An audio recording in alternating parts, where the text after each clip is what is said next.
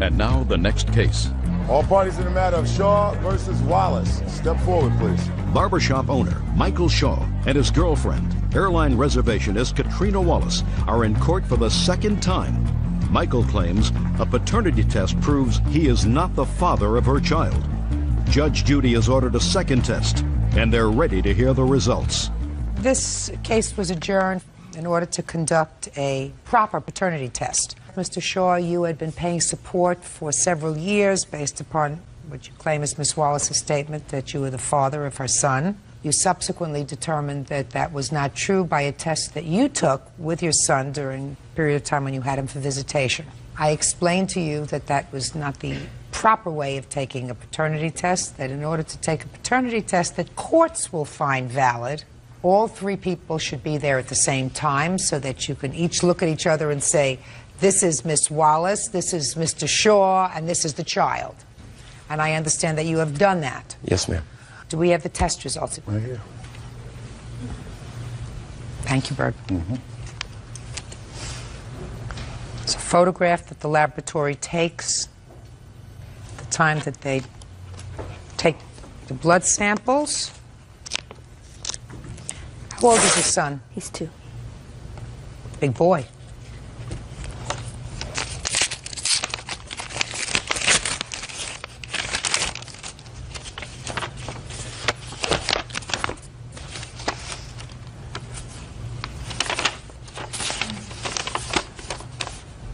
Will you give each of the parties a copy of the test, please?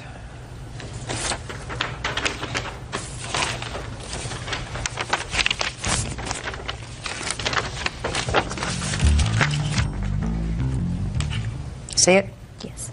So it is clear, Miss Wallace, it is impossible, based upon the genetics, for Mr. Shaw to be your son's father. You understand that? Yes. So the issue presents itself to me as to whether you have to return to him the payments that he's made over the last 2 years. Yes. I'll hear you. From the beginning, I actually thought that Mike was the father of my son, and he was there at the time he was born. He signed his birth certificate, and we had been carrying on as Mike being the father. He's had an active part in his life, and my son only knows him as his father. And it was never my intent to deceive him because I believed it as well. Okay, Miss Wallace, when you became pregnant, did you tell Mr. Shaw, I'm pregnant? Yes. There is a strong probability that you're the father, but I have been intimate with one or more people, so it's possible that you're not. No. Did you tell him that? No. Then you did deceive him, Miss Wallace. The fact that you thought that he was the father is really a statement of you wanted him to be the father. Because if you had had sexual relations with both Mr. Shaw and others during the period of conception, and if you didn't say to him, I think you should take a paternity test because I have been intimate with others, then you did deceive him. No question about that. If she had told you that there was a possibility that you were not the father, but a possibility that you were, you would have taken the test before. Absolutely. Absolutely, of course, because you're not crazy. So this is a good example for you and for anybody else who might be out there listening. And one's belief, one's hope that somebody is the father of the child doesn't necessarily mean it's true. So before you start paying support, you get a paternity test to make sure. For you, there is no issue as to the amount of money that you've contributed. It's at least $5,000 over the last 2 years. But the problem is, this little boy now only knows one person is the father. Now Miss Wallace is going to have to start searching for who this child's father is, and at the age of 2 or 3 or 4, going to have to introduce somebody else. That's the real victim in this case is the child. I understand. You understand that? Yes, I do. And you created the situation. You have to understand that you created it because you weren't honest with him at the beginning. Got it? Yes. Good. Judgment for the plaintiff in the amount of $5,000. That's all.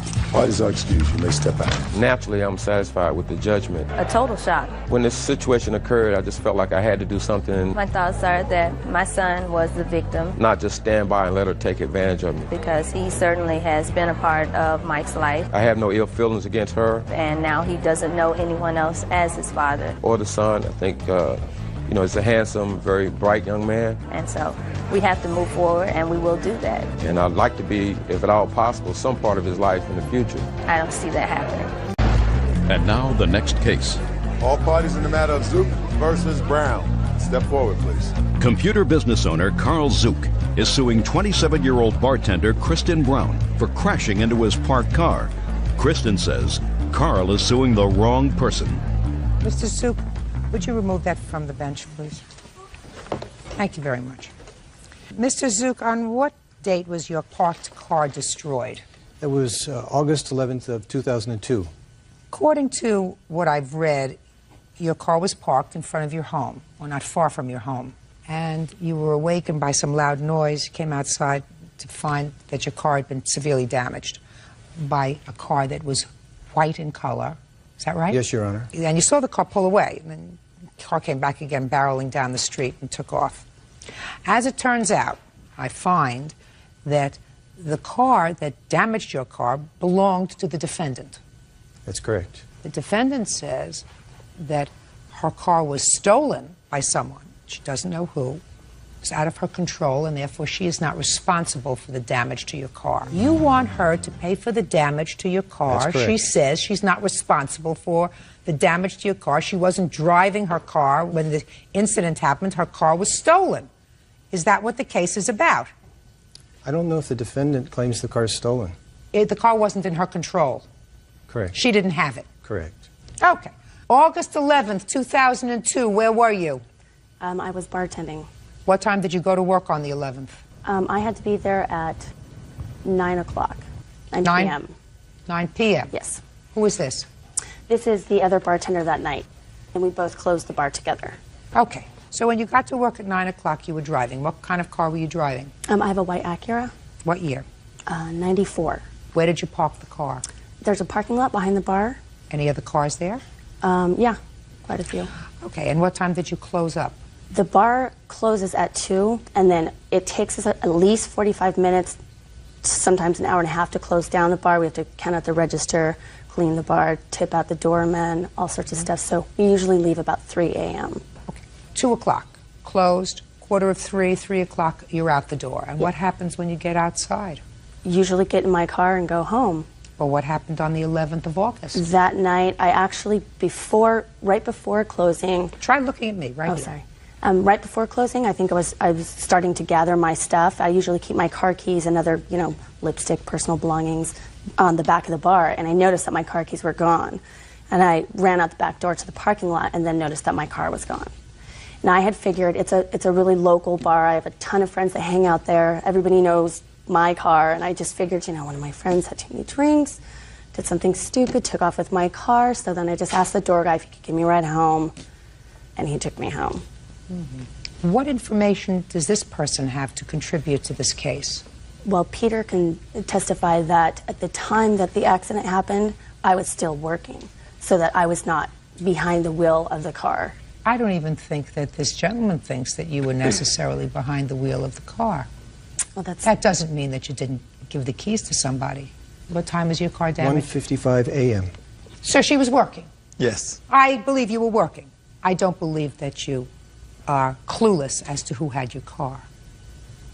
Madam, do you want to know why? Why? 2 reasons. Because instead of bringing a witness who can testify to your surprise when you got outside and saw that you didn't have a car, you brought somebody who was going to just tell me that you were there. That was never an issue with the police, that it was you behind the wheel of the car. Maybe a boyfriend. Maybe a friend to whom you had given the keys. And second, that you didn't report this car stolen, did you? No. Well, here we have your white Acura that's missing. It's in the middle of the night. It's your only means of transportation. And you don't call the police to say to them, listen, somebody took my car, especially since you just said to me, I thought maybe one of my friends who had been drinking or something took my car. Somebody's drinking, driving your car in the middle of the night, and you don't think that that's cause to pick up the phone and call the police? For those reasons, madam, I don't believe your story. The police may have believed your story, but I don't. Who's Tom? That was my boyfriend at the time. Well, Tom brought your car in to be repaired.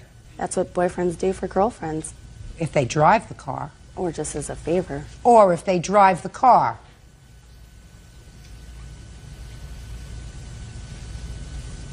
Oh, good. I'm glad to see this police officer also finds that you're full of baloney. Brown did not want to file a stolen vehicle report. I questioned her about the facts and told her that I did not find her story credible. Wow. Good for you. I asked her if she was willing to take a polygraph test. She declined. The boyfriend was also offered to take a polygraph test. He also miraculously declined. Ugh. Can I see the bills, please? I had enough. I hate people who don't fess up to their responsibilities.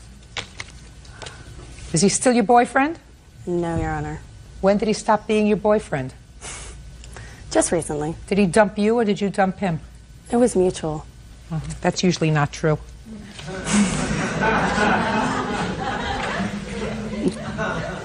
Judgment for the plaintiff in the amount requested, $5,000, which doesn't cover the damage, sir, but it's all I can give you. That's all. Step out. Parties are excused. You may step out. Well, I'm really happy that Judge Judy could see right through this story. Figured if somebody took my car, it was somebody that knew me and knew it was my car. The defendant's story wasn't at all credible. More than likely a friend just being stupid at the moment. No, I don't buy that at all. I hope he gets his car fixed. And now the next case. All parties in the matter of Scarfuto versus Mahoney, step forward. 20-year-old student Courtney Scarfuto is suing her boyfriend's roommate, 20-year-old florist Lacey Mahoney, for backing into her car. Miss Scarfuto, is your boyfriend here? Where is he? He's right here. Was this your roommate? Yes, ma'am. Is he still your roommate? Yes. Okay, according to your complaint, you were over at your boyfriend's home and you claim that the defendant hit your car as she was pulling out of the driveway. Your insurance paid for the damage to your car, but you suffered out-of-pocket expenses, $500 deductible, you had to rent a car for a couple of days while they fixed it, and you also want her to be responsible for the increased insurance premiums that you're going to have to pay. Forget that part of it. Miss Mahoney says she never hit your car. When was your car damaged? June 10th, 2003. And what makes you think Miss Mahoney did it? She came upstairs, asked me to move my car. I asked Christian to move my car for me. He went downstairs. With her? Correct. At that time, she told him that she had hit my car. Oh, you weren't there? No. Step up. Last name? Whiteley? Okay, let's go to June 10th. Miss Mahoney comes upstairs where you are, and she said what to you?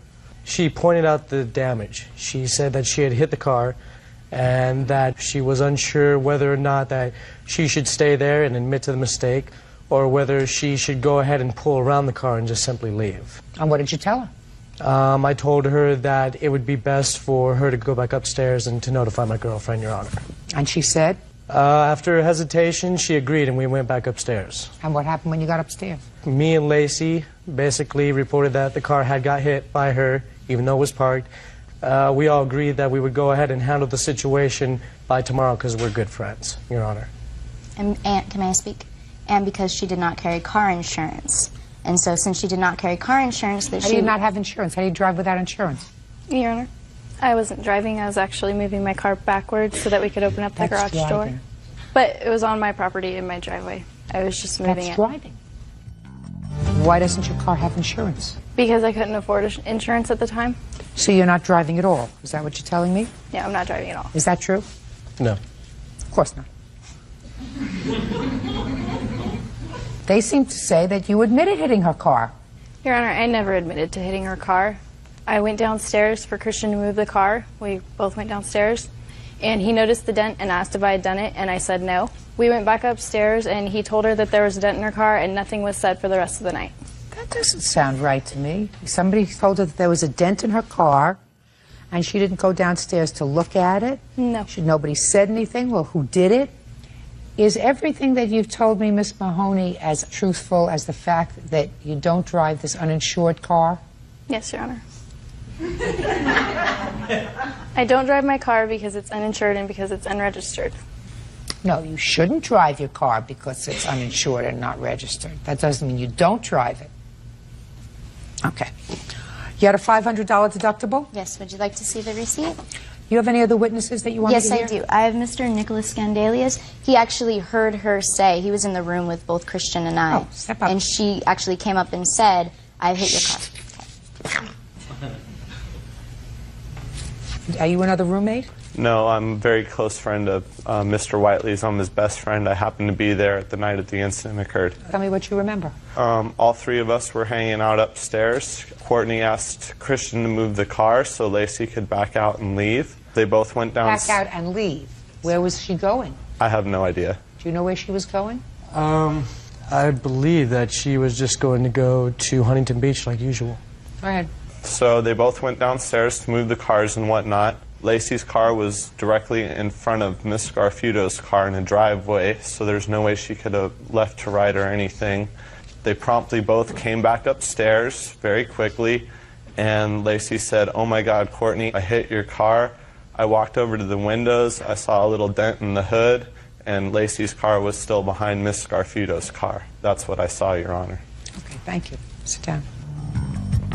I see the deductible, please, and the damage to the car. And then these photographs are Lacey's car with the spare tire, which damaged my hood. Pictures of my hood with the imprint of her spare tire, as well as the driveway.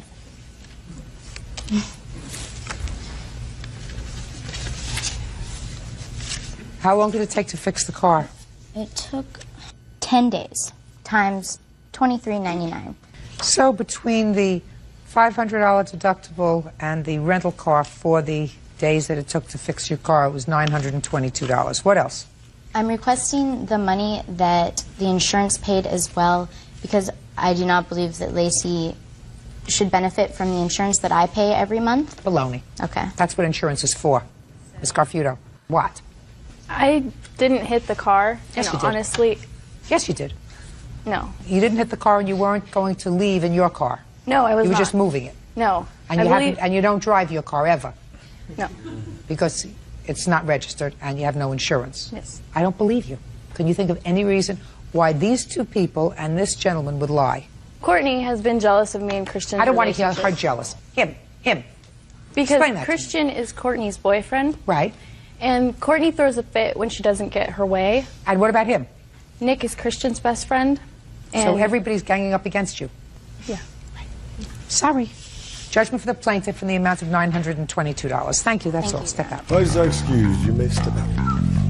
I think she got it hit before she came over and then blamed it on me. I think that that's ridiculous, and I don't think I'm going to waste my time and my money to come to something like this if I was lying. She's a really jealous person, and she screams and throws fits and cries all night when she doesn't get her way. I think that she's just trying to get out of it. She's just crazy. I'm glad it's done, and like Rodney King said, can't we all just get along?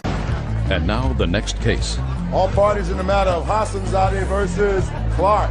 Step forward, please. Kimberly Hasanzadeh and her daughter, 17-year-old Ashley, are suing singer Paul Clark and his son, 17-year-old Jeremy, for damage to her car. Ashley claims Jeremy and his friends pelted her with pudding. What's your first name? Jeremy, How old are you, Jeremy? 17. Are you an idiot? No. Is this your father? Yes, yes. Do you think your father would be very distressed to learn that after all that he's invested in you, he invested in an idiot? I suppose so. Yeah, right? Spent all that money? Let him drive a car? What kind of car was your father letting you drive? This was a 91 Accord. And who owns it? It was actually my grandmother's. So you have a grandmother who indulges you too? Yeah. Are you an only child, Jeremy? No. You have older siblings? I have two older sisters and an older brother. So you're the baby. Oh! There goes the problem, Mr. Clark. He's the baby. Ashley, did you know Jeremy before this event? No, I did not. Ashley's just driving her car, and you were driving your grandmother's car, and there were some other friends of yours that were in their cars. Yes. And some other friends who were also idiots, and they decided to throw pudding. Yeah. Not anything bad, just pudding. Yeah, it's just... What kind of pudding? Chocolate pudding, vanilla pudding? It was a vanilla chocolate swirl. And had you all gotten these pudding cups before you got into your cars? Yeah. Where did you get them from, Jeremy? The local grocery store. You bought a six-pack? I think there's 2 6-packs per car. There's 3 cars. Did you have spoons? I actually did. Because Okay. No, I'm trying to put this all together. You don't mind if I do this to your son, do you, Mr. Clark? Fine, ma'am. Okay, now you're driving your grandmother's car. Yes. And you acknowledge that you, in fact, did toss pudding out of the car. Yes. But it is your contention that your pudding didn't hit her car. It was somebody else's pudding that hit her car. It was a failed attempt. You had a failed attempt. So that's your defense. Yes. You say his pudding landed in your car. Yes. Okay. You're driving along and you have your pudding in your hand. Not while I was driving, no. Where was it? It was in the center console. Now, what prompted you, Jeremy, to pick up that pudding and chuck it out of your car? Well, the initial was that they flipped us off and sped off. Ashley and her friends? Yes. Let me ask you this question. When you say they flipped you off, you do not have to demonstrate. Bird understands what that means, and so do I. Yeah. Were you saying anything to them, or any of your friends? There was a light conversation, but... There was light conversation? Yeah, it wasn't very long. Like what kind of light conversation? Well, we were driving next to him, and I had waved to him because they're looking over, so I politely waved. Show me how you did that. Kind of just a, hey, how you doing type wave. We're going 45, 50 miles an hour down the road, and you can't really tell what they're saying. Okay, so then they flipped you off, and you got mad. And did they flip you off, or your friends as well? Well, it was the car. It was kind of, they took off, and... Well, but there was more than one car. True, so but yeah, you went like it was this. my car. So you were the one that was disrespected. Yes, I felt disrespected. Do you have a photograph of your car? I took these photographs after she had cleaned it, but it will still show it got on the speaker. That it's the area she couldn't get it because it's convertible and the top was down, and she could not get it out of all the little areas. Okay, did you pay to have it cleaned? Yes. Here's the receipt. Good. And we just asked them to clean the areas where the pudding had gotten into the speaker and all the little areas of her soft top. The convertible top was down. Okay. Now, Jeremy, who was it who landed their pudding in the plaintiff's car? We actually don't know. We know what car it came That's from. all I want to know. Okay. You actually don't know. We actually But don't it would know. be safe to say, Jeremy, since you were the one who was disrespected, Yes. and you were the one who threw the pudding first, even though it didn't land on the car, right? Uh-huh. Listen to this logic, Jeremy. Okay. So you seem like a, at least academically smart boy. Well, thanks. Not socially adept, but academically smart boy. It would be a fair statement that your friends followed suit in the other cars, right? Yes. So you are a leader. I am. You know what leaders do? Leader. They take responsibility. Mm-hmm. Good. So now we have, for your team, $89.99 plus tax, $96.76 for detailing. He's got to pay for being a fool. That's all. Right? Right. Good. No excuses. I love it. I love it. He's not such an idiot after all, Mr. Clark. Thank you, ma'am. All that money that you spent on the baby wasn't wasted. Judgment for the plaintiff in the amount of $96.76. Thank you. Parties are excused. You may step out. I think Judge Judy did great. We really like her. It was an idiot act on my part. I wouldn't call it flirting by any means. It's an example pudding. It shows that it's just a harmless piece of plastic with some tasty pudding in it. We were just driving around and they were the ones who were trying to get our attention first. It's from the car out. It's kind of a lob. We weren't looking for damage. Soft lob. I think it's boys being really silly. I apologize if you were hurt during the whole thing. Apology accepted. Oh, thank you. 21-year-old student Lindsay Highland is suing her ex-boyfriend, 22-year-old Eddie Rubio, and his friend, 22-year-old Jason Johnson, for wrecking a car that was rented in her name. Order. All rise.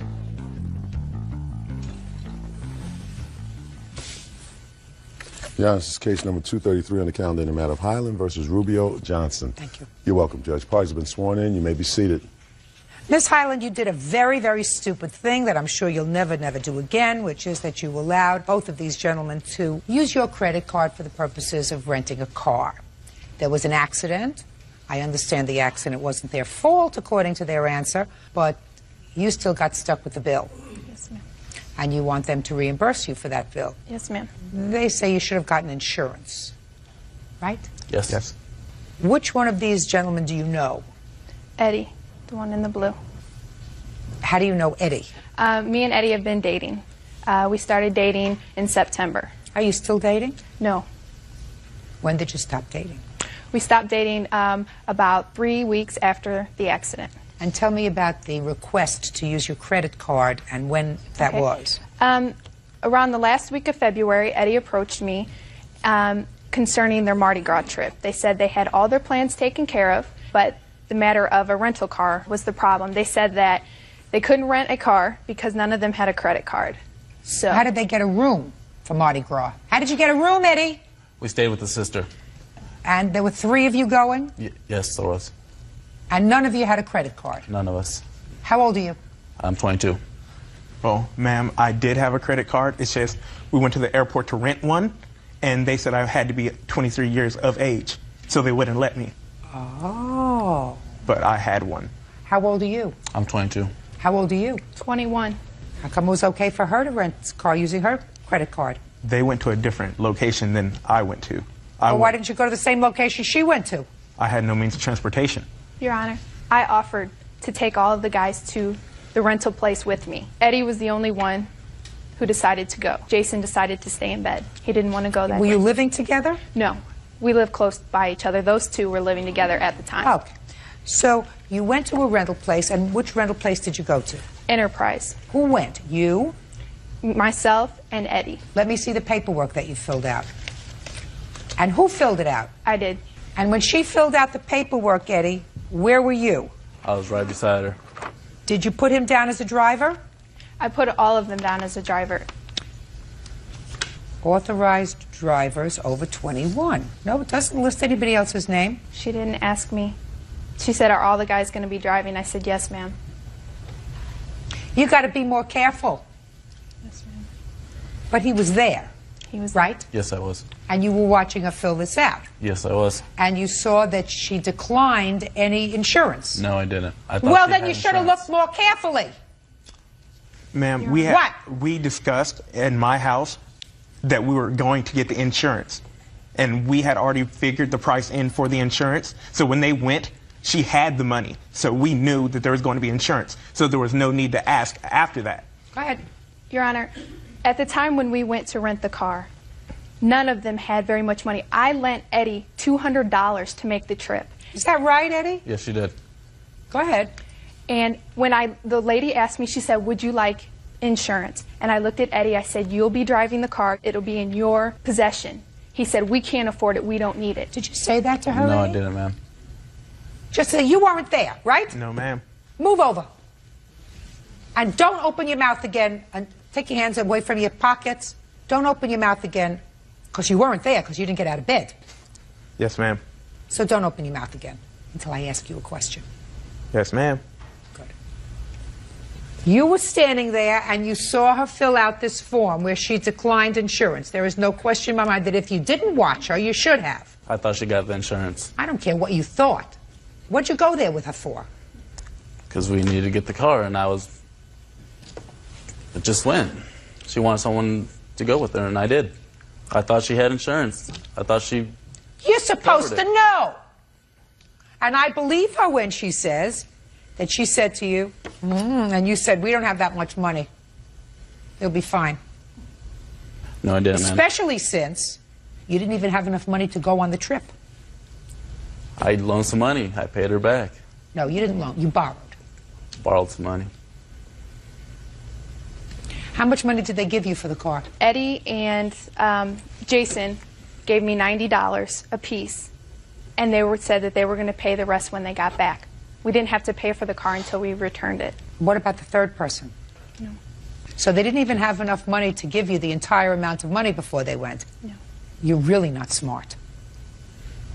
You'll never do it again. No, ma'am. And you will certainly tell all your friends, letting anybody else rent a car on their credit card is the dumbest thing that you can do. Yes, well, Your Honor. among the dumbest things that you can do. Judge Judy continues in a moment. Who was driving? Ryan, Where is he? he's not here. He was afraid to fly. No, my dear, he was afraid of me. Real cases, real people. Judge Judy. Lindsay Highland says ex-boyfriend Eddie Rubio and his friend Jason Johnson owe for a wrecked car. Lindsay says the vehicle was rented with her credit card. You took a chance. You lost. Why should she get stuck with your problem? What do you do for a living? I'm a student A student where? at Upper Iowa University. When are you graduating? Next year. Why is it taking you so long? I just took a year off college. Why did you take off a year? I just wanted to take off a year. Didn't feel like going to school for the year, so I took it off. Who's paying for your school now? Financial aid and loans. But when we got the car, I told her to get the insurance, because I've been through it in the past. No. And I had No, insurance. sweetheart. You did not tell her to get the insurance because it was too much money. It would have practically doubled the cost of the car to get the insurance. You didn't even have enough money to give her for the rental car to begin with. And even if you said to her, get the insurance, you were standing right there. You have a mouth. You say to her, Lindsay, I told you we must have the insurance. I'm not taking the car out without the insurance. You can say that, can't you? And I want you to repeat after me. Lindsay, Lindsay, I'm not taking the car out without the insurance. I'm not taking the car out without the See how easy that was? I did do it. No. So, I'm not taking the car out without insurance. Here it is the paperwork. Even after you took a year off from college, you didn't lose the first 3 years, so I assume you can read English. Is that right, Eddie? Yes, I can. So that you have an opportunity to look at the paperwork before you put it in the car, right? Correct. The fact that you didn't, that's your problem. We didn't find out until we got in the accident. Listen to me, Eddie. So You're not following what I'm saying to you. You were there with her. Lindsay, I'm not taking the car out without the insurance. You look at the paperwork, which you keep in the car, because you have to keep the paperwork in the car, right, Eddie? yes. And you say, I can't take this car out, it doesn't have insurance. I'm not obligating myself. I'm leaving the car here. What do you want? They told me that that I could just use my insurance. If anything happened, I could just put it on my insurance. Who told you that? The guys. They were all aware that there was no insurance. I believe that they were.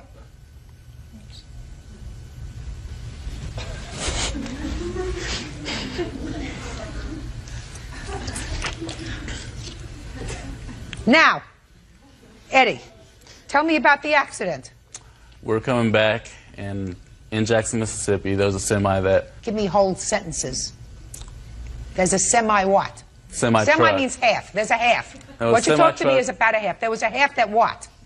There was a semi-truck that ran us off the road, and we hit the embankment, and they came back and hit it again. We had a flat tire, so we couldn't chase them, so he just left, and they... Just a second. So a truck hit you. Let me get this. Truck hit you, and then after it hit you, it came back and it hit you again? Well, we hit the side rail, and they came back, and we met again. Oh, okay. It didn't come back to hit you purposely Yeah. for the second time. Is that right? Correct. Go ahead. So it was considered a hit and run, so it wasn't our fault. Mm-hmm. So why should we pay if she should have got the insurance?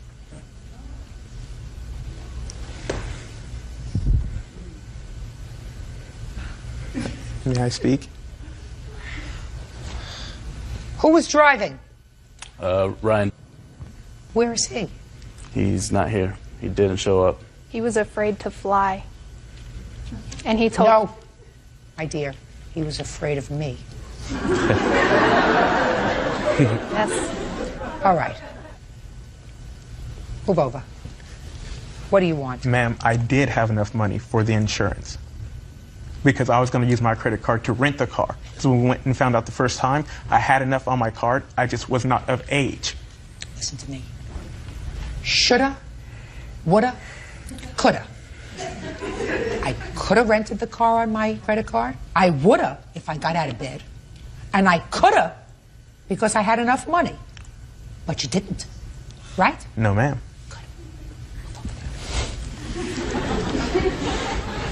What should this cost you?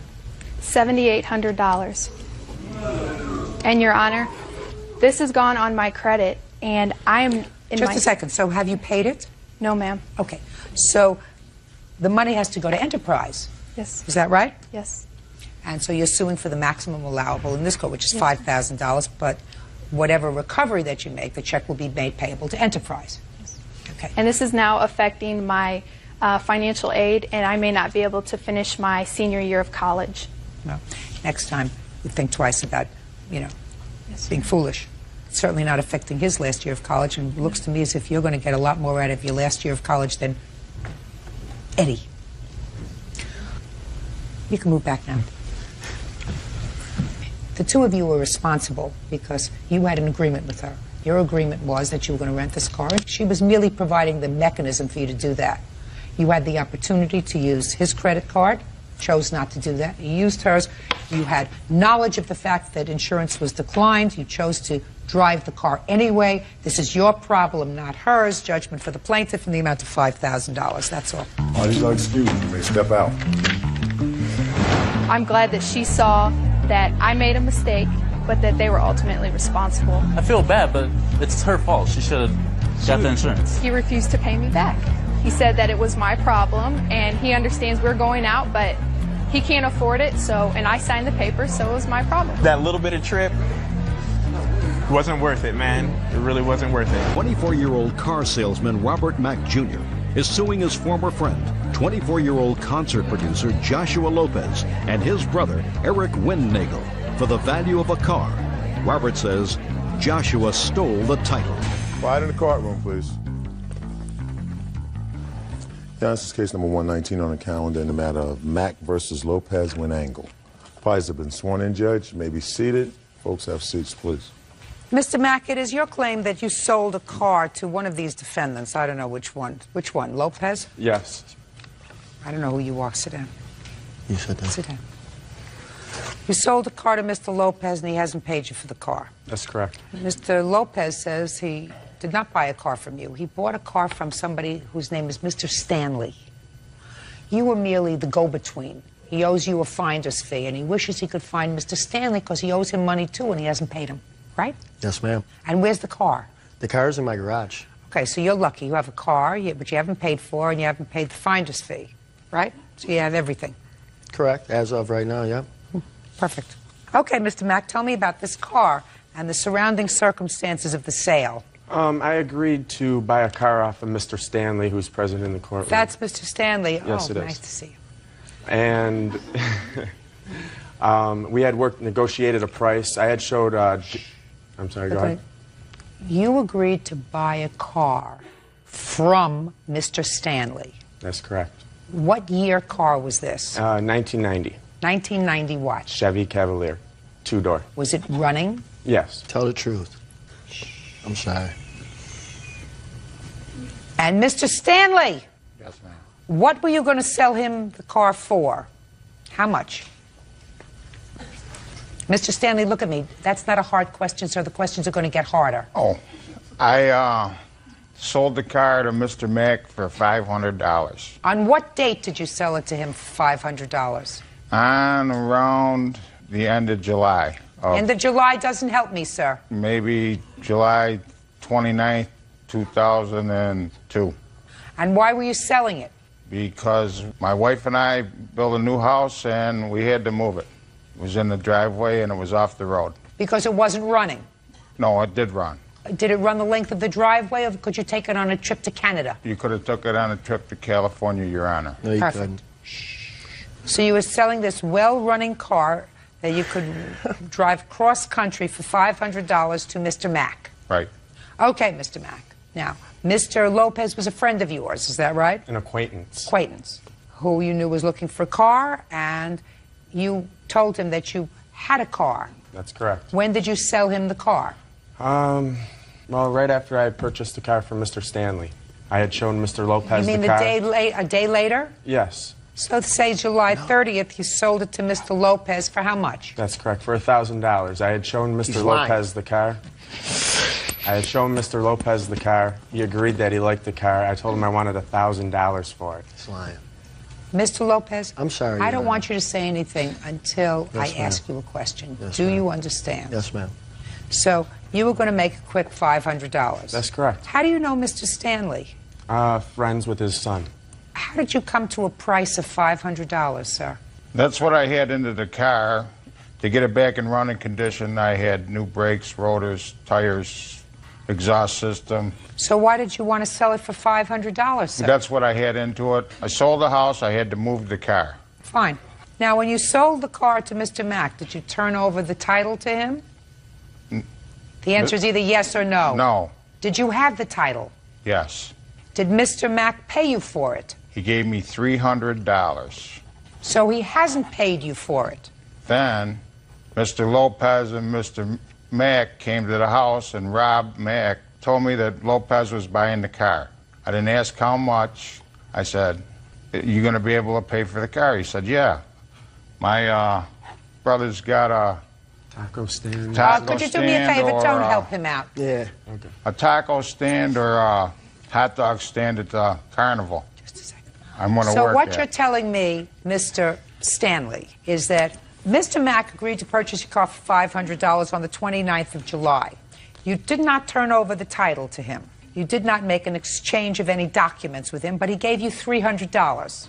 Right. And you have not been paid the other $200. Is that right? No. Robert Mack gave me another $100. I gave him the title because we were in the shuffle of moving. Just a second. So now you've got $400 towards the total purchase Right. price of the car. And he still owes me. So you're still owed $100 Right. on the car. Right. Okay. Who's got the title to the car? You do. Yes, ma'am. Interesting. Now, sit down for a moment, Thank you. please. Okay, so as far as you're concerned, Mr. Mack, you got how much money from Mr. Lopez? Like $20. Okay. Now, Mr. Lopez, you Yes, tell me ma'am. your version of this fairy story. That was a good story they came up Okay, with. let me hear your version of it, sir. End of July, around July 25th, 26th, me and Mr. Mack were together. I said I was talking to him about I needed a car, and he said, well, I know somebody that's got one. He's selling it for $200. Let's go look at it. All right, let's go. We went out there that minute. I believe it was in front of his daughter's house. It looked like it was sitting there about 2 years or maybe a year. It had weeds around it. I really didn't care. I just needed a winter car, so I was like, okay. Me and Mr. Mack went to in the back of Mr. Stanley's house where Mr. Stanley was doing something with his horses. And Mr. Mack told Mr. Stanley, I got a buyer. You know, can we get the keys? Mr. Stanley said, you know what, I'm doing something right now. Come back in about an hour. I'll have the keys for you. Me and Rob then went back to the car again so I could just look over it while we're waiting for Mr. Stanley to get the keys. We open the door and there's bees all in there. Bees? Bees nests, yes, ma'am. So me and Mr. Mack go to the gas station about a mile down the road and get Hornet spray, come back, spray it all out. Open the hood, there's more bees. Like I said, we cleaned out all the bees. By that time, Mr. Mack's ready to go to Just Mr. a second. Stanley. So far, does that sound like something that could have happened? You don't make up that story, Oh, right? that could have happened. Yeah. You don't make up that story. I mean, you can make up a lot of stories, but that story you don't make up. Nope. Right? Judge Judy continues in a moment. He said acquaintance. I've known this gentleman for over 8 years. If Mr. Mack wants me to believe him, He's an you were acquaintance. merely an acquaintance Right. because when somebody is a friend, you wouldn't screw him like he screwed you. Right. And later today, Do you have any evidence here? No, I don't have any evidence. So you have no evidence. You're coming to court. You have to bring more than a smile when you come to court. real cases, real people. Judge Judy. Robert Mack Jr. claims former friend Joshua Lopez owes for a car he bought from his friend. Joshua claims Robert is pulling a scam. Go ahead. Okay. Like I said, me and Mr. Mack went back to Mr. Stanley's house. By that time, he finally gives us a single key on a ring. I don't know, might have had a little ornament or something on it. And we go back, start it up. I said, well, can I drive it up and down the road, you know? And Mr. Stanley was not present at the time. It was just me and Mr. Mack. I drove it up and down the road. It was okay. He said, how do you want to get back to Lockport? I said, I'll just drive it. No registration, no insurance, no plates, no nothing. I'll just I drive had it. Let's dealer go. plates, Your Honor, when we moved the car. He's lying. He's got a lot of stories. Mr. Lopez, don't make it worse. Okay, so far you're doing It's just, okay. I came here to tell the truth, and they're that's... So far I haven't heard anything about negotiating price. Okay, when we were looking at it, before we went to the store, me and him talked, he said, Mr. Stanley only wants $200 for the car. I don't know what he's talking about, 5 or 1,000. He said, you give me $250, $50 for me being the finder, $200 for Mr. Stanley, we'll call it a day. I said, that's fine with me, $200 for a winter car, that's good. And then we went back to Mr. Stanley's trailer house. He asked, do you want to buy it? I said, yes, I do. He looked at Mr. Mack and said, can you trust this guy for me to give him the title and the keys, and he's going to pay us? Rob said, yes. You know, I'll give you my word, he's going to pay me. If not, then I'll pay for it. So we go back to the car. We had an extension cord. I tied to the bumper and tied to the bumper of the car he was driving. And to act like we were pulling it, I drove the car. He drove the front one. We took the first right and the cord broke. So I just pulled over and a guy pulled over to help us. Do you need help? I said, no. Before the cops come and I go to jail for driving this car with no registration, no insurance, no plates, no nothing, let's just drive it. So he's like, oh, okay. He gets in his car. I do like 90 all the way home. That's, you know. When did you get the title? I arrived home with Mr. Mack accompanying behind me. We started talking about 3 days before I left for Syracuse State Fair, which is in like the end of the second week or third week of August. Meanwhile, you haven't been driving the car? No. It's been parked. Never has been put on the road since then. Never has been driven. Why? It didn't have a new muffler system. My brother paid for a new muffler for it. I have pictures of a brand new starter we put in it. After I got it home, the next day I tried to start it. It wouldn't start. The starter died. Okay. You got the title when? 3 days before I left for Syracuse State Fair. How? Mr. Mack brought it to my house. Okay, and my girlfriend, Tony, was present at the time. When he brought it to your house, didn't he ask you for any money? No, he did not. Our agreement was for me to pay him off of the contract that I signed with Syracuse State Fair. When I got back, I was to pay him. What were you doing at the Syracuse State Fair? My brother met an individual, a gentleman where he works for, and we do pizzas, like in the little fried dough concession stands and the lemonade and pizza. Okay, at so Carnivals. you were running one of them. You had a food concession. Yep. Okay, so you haven't paid Mr. Mack his $50. No. And you haven't paid anything to Mr. Stanley. No. Okay, now Mr. Stanley says he's only owed another $100. Is that right? That's right. From Mr. Mack. You don't care who you get it from, right? No, Your Honor. I don't care. Your Honor, I'd also like to show you the value. I went on the computer, the value of the car that I sold Mr. Lopez. Let me explain something to you, Mr. Mack. You're not going to get $1,000. Do you understand that? Okay. Thank you. Even if I believe probably bits and snippets of both of these stories, I think that what you did was overreaching. I don't know if this is an appropriate word for a judge to use, but I'm going to use it. Either you screwed Mr. Stanley or you screwed Mr. Lopez. Because if you're going to show me the value of a car, then you shouldn't have screwed Mr. Stanley because he sold your car for $500, or you screwed Mr. Lopez because you sold it to him less than 24 hours later, if I were to believe you, and doubled your money without paying a penny. I thought that So you screwed either him or you screwed him. So from this court, you're not getting your $1,000. Do you understand? That's perfectly fine. Perfectly fine. $50 finder's fee, I would say, for not doing any work at all whatsoever, that's pretty reasonable. I think that's, for somebody who's an acquaintance, that's a pretty reasonable thing. Ma'am, may I say something, please? Go ahead. He said acquaintance. I've known this gentleman for over 8 years. He hung at my house. He spent the night. That's more than an acquaintance to me. Listen to me. Right now. Maybe to you. But if Mr. Mack wants me to believe him, you were merely an acquaintance because when somebody is a friend, you wouldn't screw him like he screwed you. You're right. Now, I don't believe you, Mr. Lopez, that you were going to spend $200 for this car. And I'm going to tell you why. I believe $500 was a more appropriate figure. Because why would Mr. Stanley over here say that he was already paid $400? That is what you testified, isn't it? Yes, ma'am. So you're owed another $100. Yes, ma'am. And you don't care who you get that from. You're right. So you say that you owe Mr. Stanley $200. $200, because that was a... So this is what we're going to do. You're going to be real happy about this. You only have to pay Mr. Stanley $100. Okay. You have to show me where you paid Mr. Stanley $400. Can you do that? Other than his word, I have no paperwork because I don't know whether I don't know if he knows whether today is Tuesday. You know what we're talking about? You know what I'm talking about with you, sir? I don't know if he knows what today is Tuesday, and I don't know what kind of scam you're pulling, but I'm getting really irritated. No, so you are entitled to a $50 finder's fee, which Mr. Lopez says he agreed to pay you. I did. That's all you're entitled to. Question, Your Honor. If I bought the car from Mr. Stanley for $500, Show me a purchase bill of sale. he wouldn't give me one until I paid him for the until I paid him the $500. Why would he write me a bill of sale if I didn't He pay could him write the you money? a note saying that you had given him $300 down or $400 down. You still owe him $100. I've sold my car on this 29th day of July 2002 to Mr. Mack for the amount of $500. He's given me $300 down, owes me another $200. Signed, what's your first name? Robert. Robert Stanley. That's very simple, right? See, when you try to be a con artist, that's what happens, Mr. Mack. When you try to outsmart people, then sometimes you get outsmarted yourself. You're entitled from Mr. Lopez the amount of $50. That's finder's fee, because I believe that part of Mr. Lopez's testimony that that's what you told him you wanted, $50 for finding this car.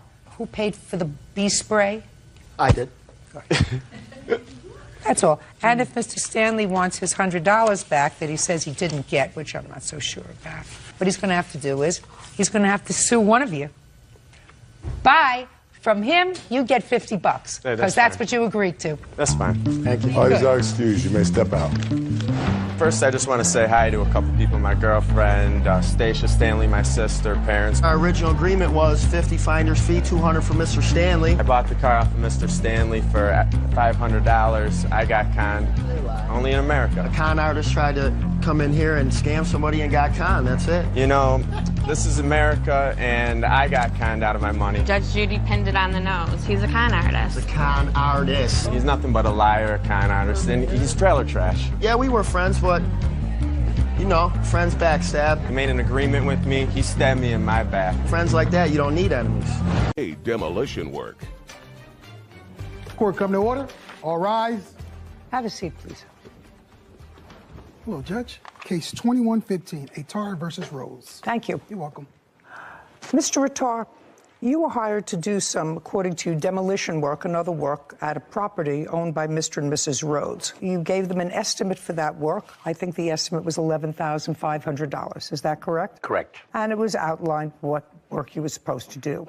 You started that work, and according to you, at some point there was disagreement with either or both of the Rhodeses, and they stopped payment on a check that they gave you. Correct. And the check that they gave you was for $4,200. And then you stopped work for them. Yes, ma'am, we're finished. So you're suing them for the canceled check and for other unpaid work that you did that you didn't get paid for. Correct. Mr. and Mrs. Rhodes say that they were not satisfied with the quality of your work. It cost them $9,000 to both replace things that were stolen from their property by either you or members of your team, something which I don't think that you question that somebody from your team, not you, somebody from your team may have taken metal property of theirs that they didn't own. So let's go back. Mr. and Mrs. Rhodes, is this a new property to you, or is this a property that you owned for a while? It's a new property to us. That's what I thought. Yeah. So is it a private house? Yes, and we were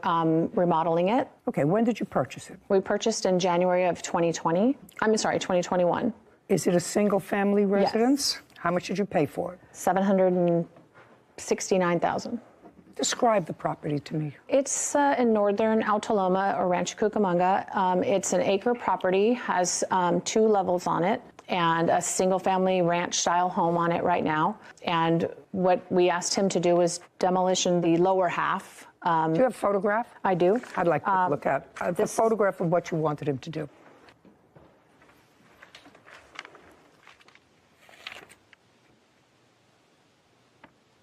That's what the lower half looked like before. So this whole portion you wanted him Correct. To demolish? To demolish, and remove the debris. And grade flat. Fill it in. Remove all the debris. Yes. Okay. And did you have a written contract? We did not. Well, that's always a mistake. Always. How did you find him? I believe I got his business card. It was on my personal car, I think at Home Depot. We had bought this house and we tried to find somebody to do the work, but... Mr. Rhodes, let me tell you that the best way to find somebody is not somebody who leaves a card on your car at Home Depot or any place else. Yeah. It was a difficult time to find contractors with COVID and everything at that time. And at the time, I'm also going to add, because I read in the paper somewhere at the time, he didn't have a license. He did not. And you knew he didn't have a license. Yeah. That's the first thing I told him, Your Honor. I do not Just a second. They didn't say no, we didn't know. They said we knew. So you got somebody who had no license to do what you wanted him to do, and you got his number from a card that he left on your windshield. Did you ask for references? That's either a yes or a no.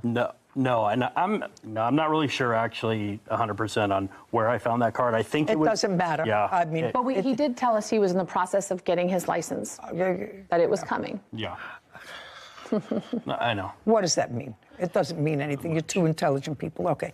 So you hired an unlicensed contractor to do work on your house and agreed to pay him $11,500. Now, Mr. Rattar, the $11,000 included labor and materials. Is that correct? There was no material. It was labor and bins. Well, that's material, labor and bins to remove Yes, ma'am. all the equipment that you needed Yes, ma'am. to complete the job. Yes, ma'am. Is that correct? Of before, too. Of what I was supposed to do, and I took a picture. Well, no, I have that. You have the wrong picture, Your Honor. Okay, I'd like to see the picture that he has. I was supposed to do from the post all the way to the other post, remove everything, and the pool and the deck. Mr. Rattar, the $11,500 was an... Correct. From what I'm piecing together, you hired somebody in a Bobcat to do a Bobcat. That's a big piece of equipment that knocks down something. I rented a Bobcat. And somebody who operated it. My worker. You didn't know how to operate the Bobcat. I know how to operate Bobcat, but I was controlling the demolition site, ma'am. I was like many things was going at the same time. I had to control everything. Mr. Rattar, something happened with the Bobcat, the original one that you got. What happened with it? It broke down on us. No, it didn't break down on them. It broke down on you. On us. It broke down on you. Yes. So what did you do? I took it back, and next day supposed to deliver me another one, but they sent me a drunk driver and another broken down Bobcat. I returned it. At that moment, I asked Mrs. Rhodes, can you please go down Home Depot, which is like a mile away, so we don't stop wasting time, rent a Bobcat. Just a second. Why should she rent a Bobcat, sir? Your $11,500 included the Bobcat. But I was paid for it. No. If you're going to pay for it, that's one thing. Then what are you sending her for? If your $11,500 figure included all materials, then she doesn't have to rent a Bobcat. If you rented one that didn't work, rent one that works. How much of a down payment did they give you? Brazil was $4,000. When did you start the job? I started the job on 15th of January. When did you leave the job? I was asked to leave on the 2nd of February. On February 2nd? Yes, ma'am. Not to go back, I will call the cops on you. Between January 15th and February 2nd, other than the $4,000, did they give you any other money? Yes, Your Honor, they did. How much money did they give you? They gave me up to $7,000. So they gave you an additional $3,000? Yes, and $1,000 check. Your Honor, that was within the first week we gave him. It doesn't matter to me. My question was between January 15th and February 2nd, they gave you $7,000. Correct. Explain the other $4,200, which is the check that they stopped payment on. Okay. I'll happily explain to you. The Bobcat she rented for me on her behalf, it cost $329 to rent per day. And I rented for one day only, but they... Do you have a photograph of what the property looked like when you left? Yes, ma'am. The last picture I took before I was kicked out of the property. You're talking, I'm not listening to you.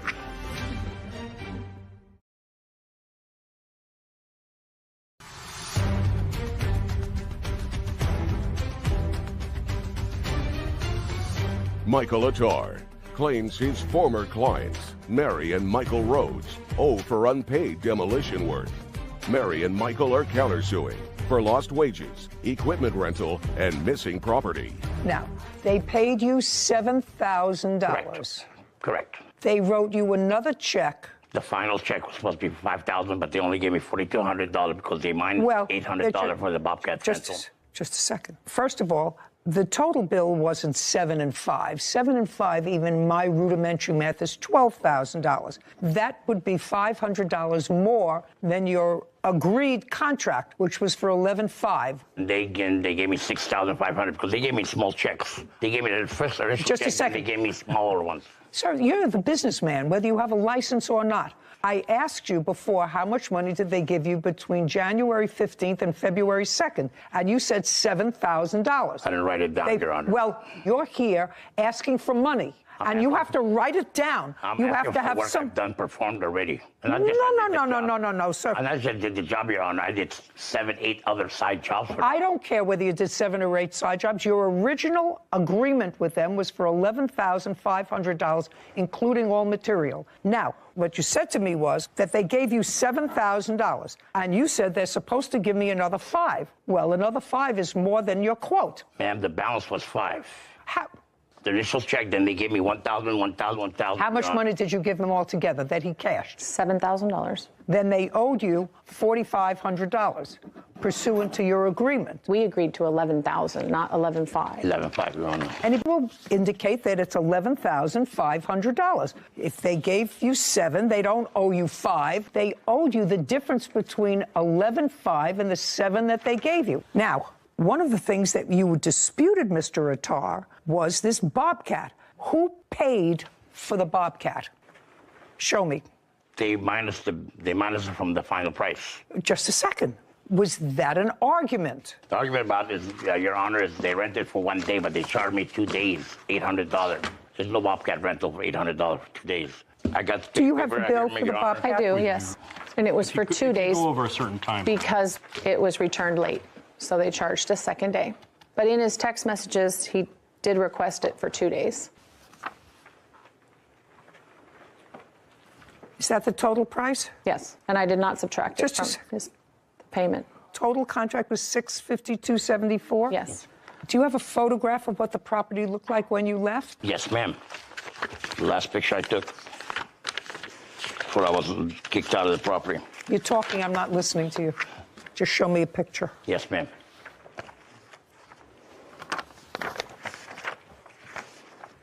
This is not a picture. Mr. Attar, you're the businessman. Yes, ma'am. This is your company. Yes, ma'am. Company requires, A, a license before you operate, which you didn't have. If you do. B, it requires a written contract. You're the businessman. They're people who bought a house who got your number off a windshield someplace. You're the businessman, and you want the parameters. You want them fixed. So I don't know if it's $11,000 or $11,500. Do you understand? Very much, Your Honor. Right. Well, that's your mistake. You look as if you've probably been in business for a long time. 14 years. And is what you're telling me you don't have written contracts? All my contracts are verbal. Then how many times have you been in court, sir? Never. Never. I never had a stop payment check. Never paid me on time, Your Honor. It's a problem. So when you finished, the debris wasn't all removed. That wood, they kept telling me, don't touch it. Their neighbor, cousin, whoever's going to come pick it up. That was just cut cork wood. No. There's brick. There's wood, there's cement. We cleaned all that. I personally cleaned all that. Just a second. What I asked you, Mr. Attar, was show me a picture. Did more. I wasn't taking pictures. I wasn't expecting somebody to stop payment on a check, Your Honor. I was not expecting that. What it looked like when he left. What about Well, what are you showing me here? This brick that's here? They piled it there and then left it there. Well, that's probably a good one. No, it was supposed to be removed. So this is the back. That's the picture of the sagging patio because he removed part of the supports that were holding up the patio that he wasn't supposed to. So it's now sagging.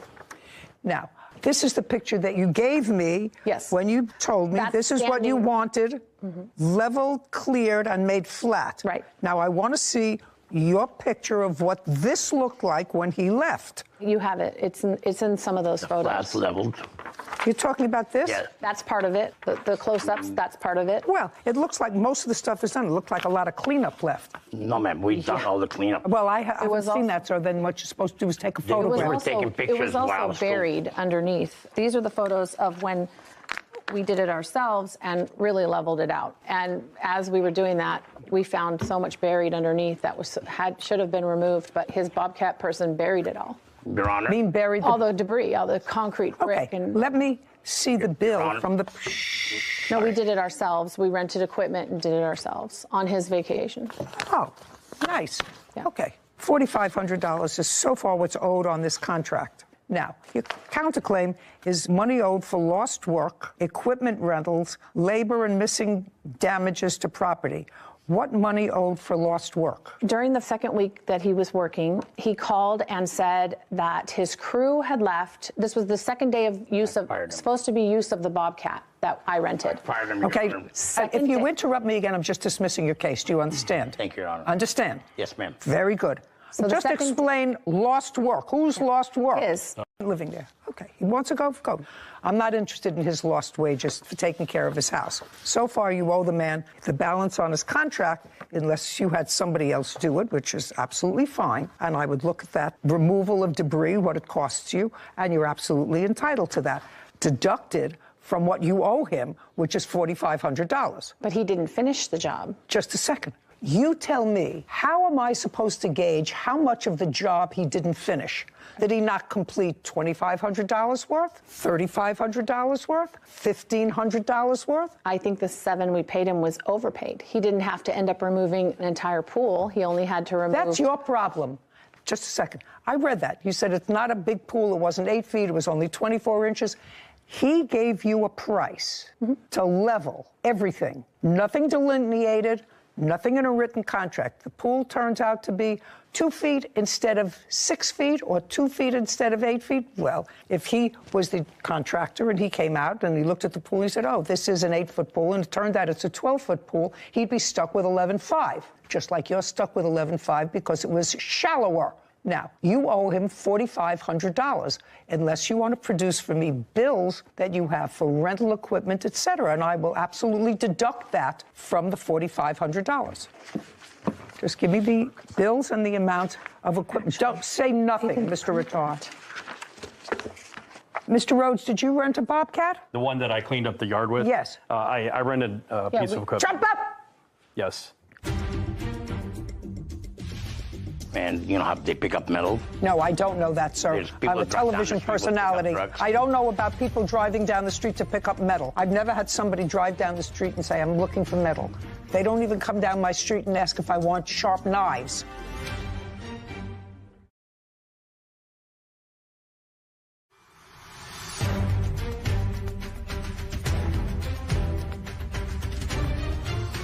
Michael Attar has accused his former clients, Mary and Michael Rhodes, of refusing to pay for demolition work.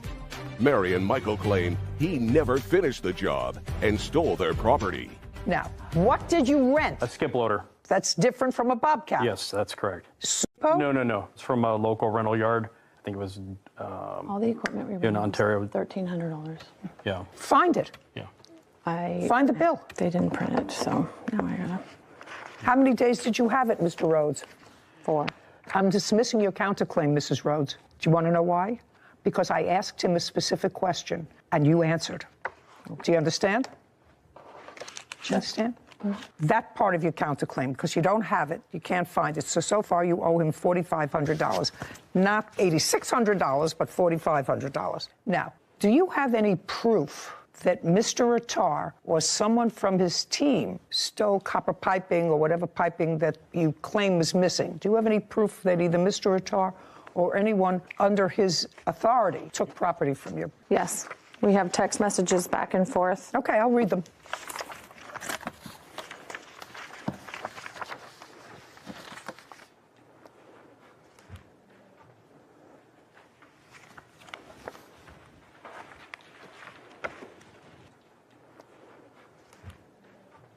Okay, so what you're referring to with regard to the stolen property is you send a picture and there's a little piece of pipe there, one piece of pipe, and you say, Mike, did you or your guys happen to grind off 2 metal poles and concrete blocks? The kids use those for volleyball nets. And he says, oh my God, no, sir, but I'm guessing the person whom I gave my medal to, no problem, Michael, please give, and I don't see the rest of this message. Yes, so that was the beginning of things we noticed that were missing. Oh, I don't care. And if this is what you're talking about? Yes, he's saying he let a metal person onto our yard, and they went and took everything that was metal. Okay.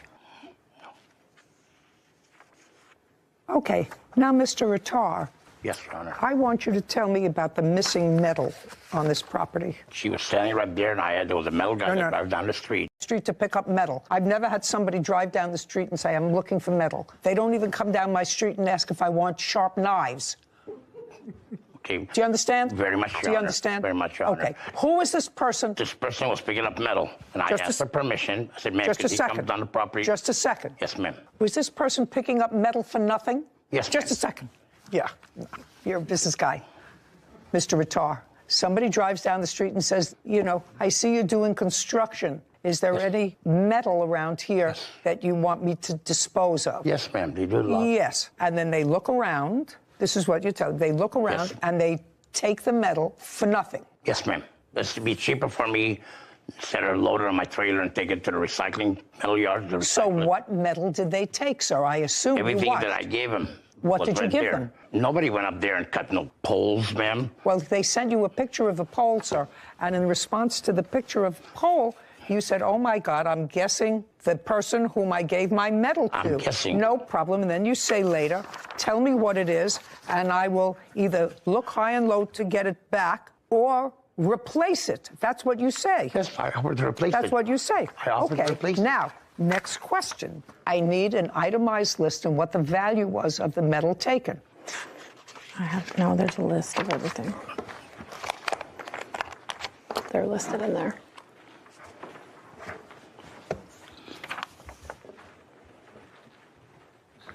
What is this?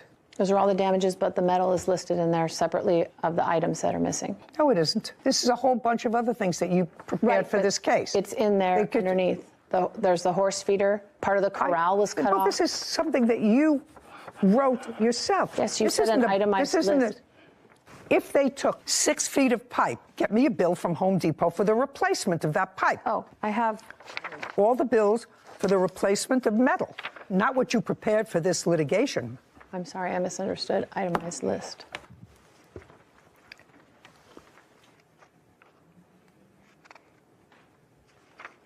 Did you take down a horse corral? No, Your Honor, I did not take no horse corral. I have nothing Horse corral is that? Just a second. Was there a 4-sided horse corral? Yes. That looked like this? Yes. That they took down? They cut pieces that were sticking up above the horse corral, attached to the horse corral. You're being petty.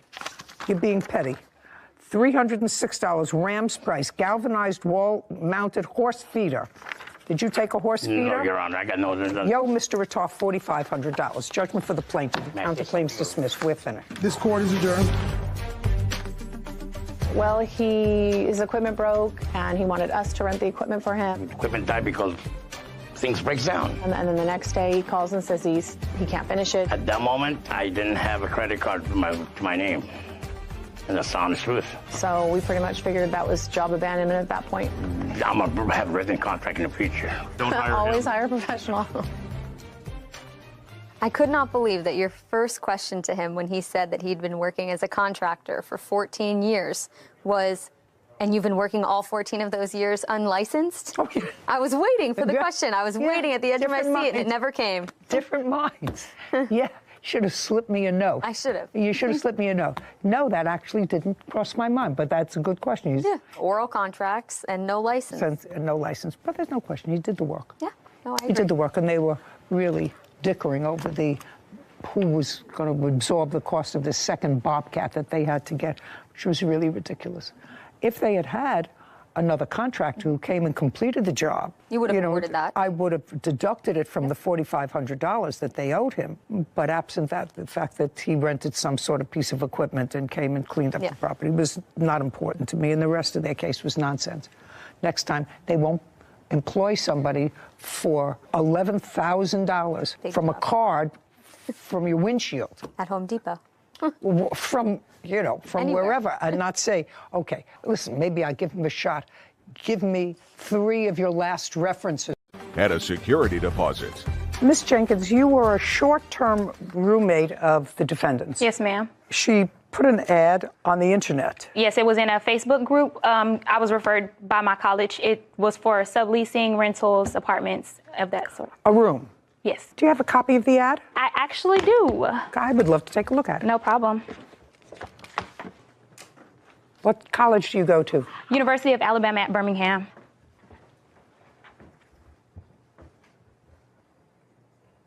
Miss Barnes, you were pretty specific in this. It says it's average about $800 a month. Utilities included, unfurnished, looking for a female roommate, sublease, personal, bedroom and bathroom, pool, tennis, laundry site. Must be willing to complete a background check. Yes. Okay. And did you go to look at the room? Yes, ma'am. On what date? It was the same day that I signed the sublease, which was, I'm so sorry. It was February the 10th. No, I moved in on February the 10th. That is incorrect. We signed our sublease on, I believe it was actually maybe January 22nd. Does it have a date on it? This only has the date for when I will be moving in and May moving I out. please see it? The date is on the signature page. Okay. It's on the last page of that packet. You don't have... Well, who crossed this out? It says subleasee is one of, first it said 1, that's crossed out, and then it said 2 total tenants occupying the premises. I did cross that out because it is 2 of us. And I accidentally wrote one of 1, but it's 2 of us total. And that was crossed out on the date that I signed it.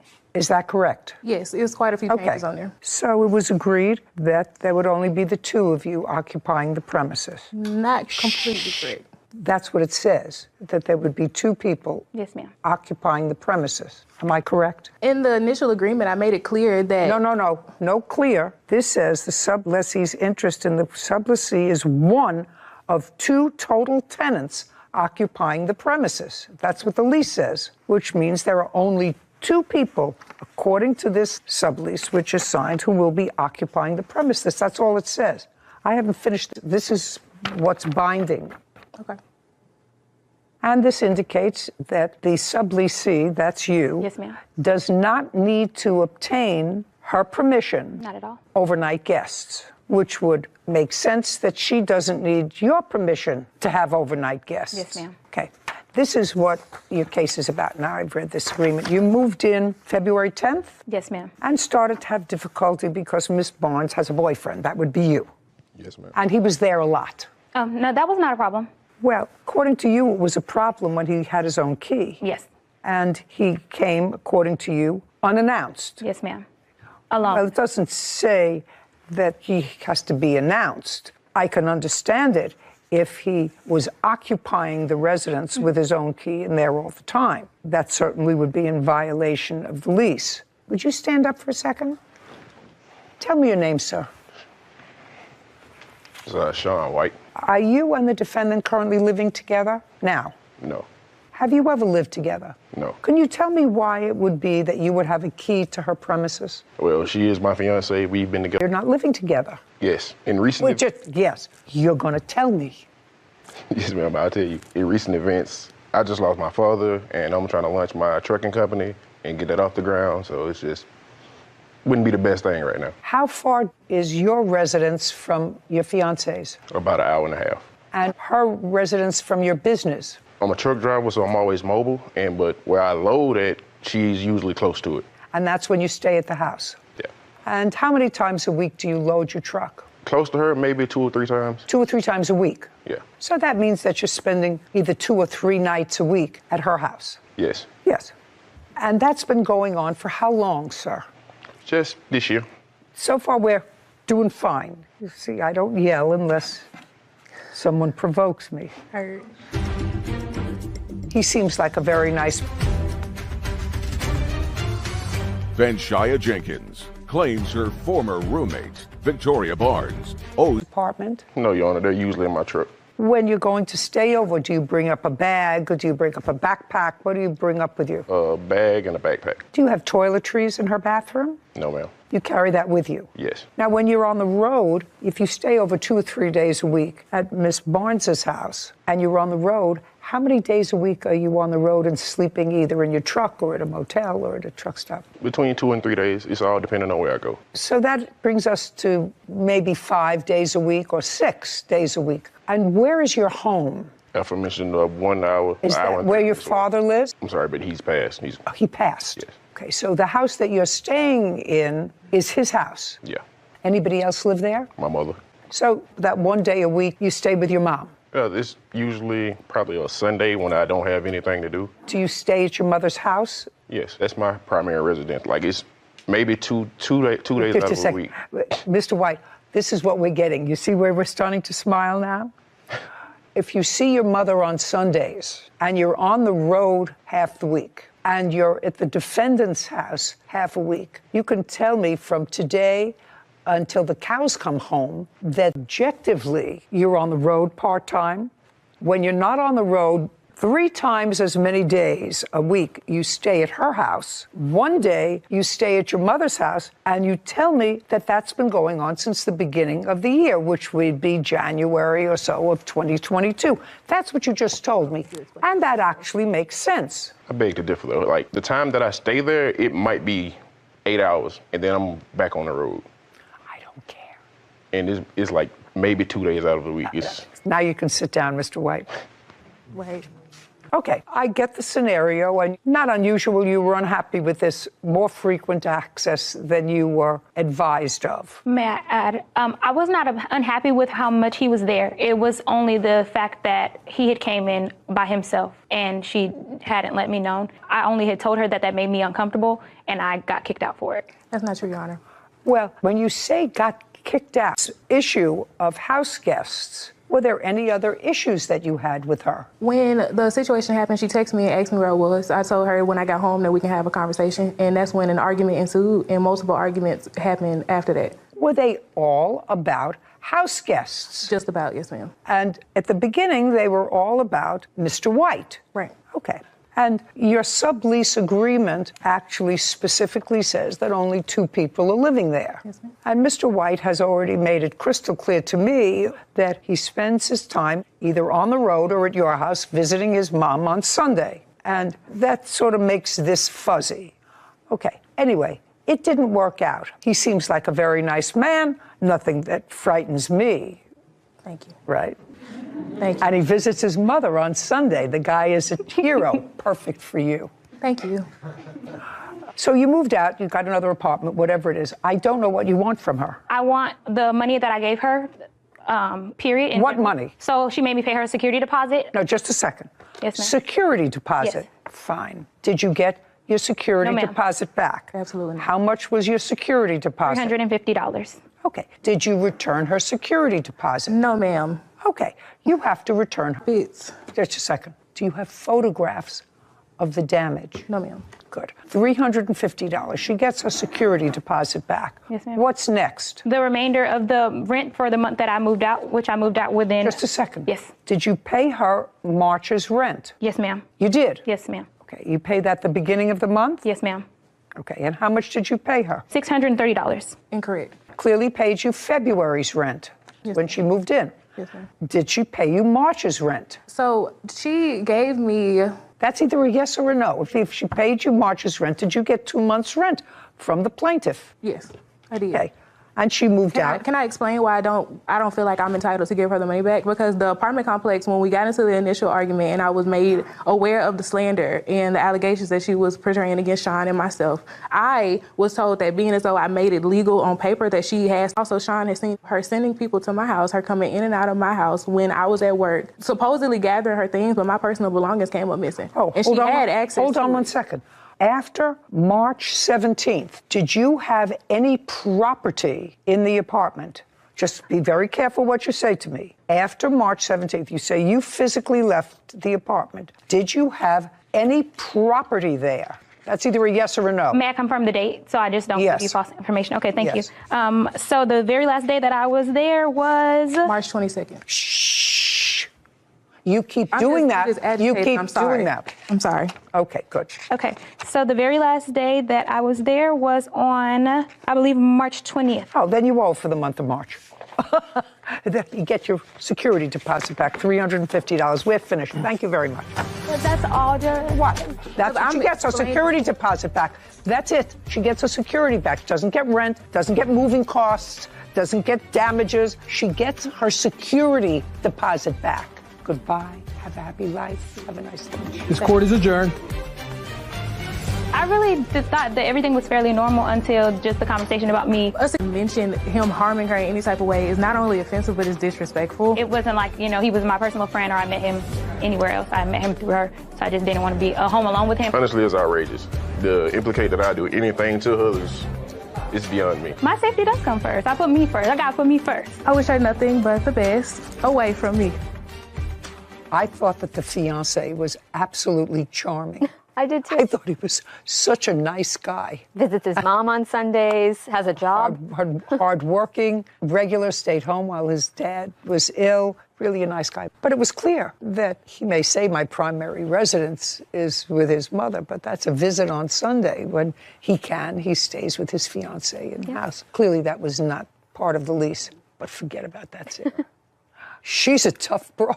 Oh, a little bit of an attitude. She had a little bit of an attitude. So I don't know. It's always the nice guys that end up with somebody with women with the attitude. He's got to watch his P's and तमाम आलम इस्लाम को माह ज़िलहज बहुत मुबारक हो। यूं तो ये पूरा महीना ही अल्लाह ताला की रहमतों और बरकतों का खजीना है, लेकिन पहले अशरे में अल्लाह ताला की रहमतों और बरकतों की बरखा उरूज पर होती है। हदीस पाक में है, इस माह के पहले 10 दिनों में की जाने वाली इबादत दूसरे अयाम की बनिस्बत अल्लाह ताला को ज्यादा महबूब हैं। इरशाद अली शान है, अल्लाह अज़्ज़ व जल के नजदीक कोई नेक अमल कुर्बानी के 10 दिनों में किए जाने वाले अमल से ज्यादा पाकीज़ा और सवाब वाला नहीं। एक और रवायत में है कि इन दिनों में सुबहान अल्लाह, अल्हम्दुलिल्लाह और ला इलाहा इल्लल्लाह की कसरत किया करो, और इनमें से एक दिन का रोजा 1 साल के रोजों के बराबर है, और इन दिनों में अमल को 700 गुना बढ़ा दिया जाता है। हदीस पाक में है,